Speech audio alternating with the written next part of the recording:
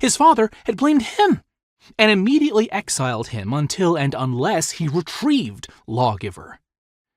His men had all instantly abandoned him. He set out alone, searching for any trace of Alice and the wizard and barbarian she'd been with.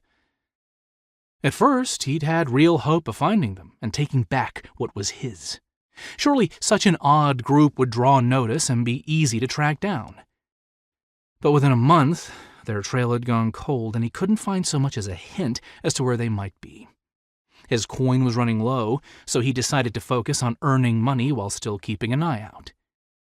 He wasn't sure exactly when it happened, but at some point he'd given up the quest and simply accepted he would never go home again. Because of her.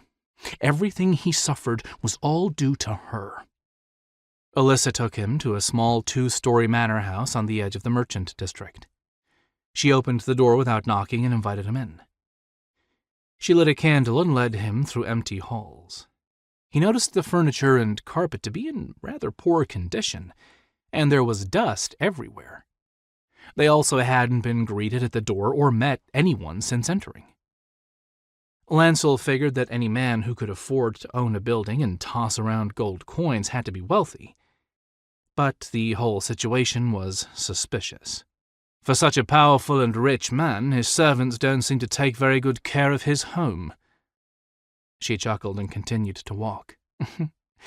This place was only recently acquired, and there are no servants here besides me. So he decided to hire a sellsword before bothering with any maids or staff. He placed a hand on the hilt of his sword. Alyssa noticed, but only smirked. Are you the suspicious sort, Sir Griffin Hart? Life has taught me to be wary, but still you follow, yes? 5 gold coins will buy you a bit of trust. Trust is a dagger pointed at your own heart, she mumbled softly. Sorry, what was that? Nothing, she said sweetly. I think all your questions will be answered now.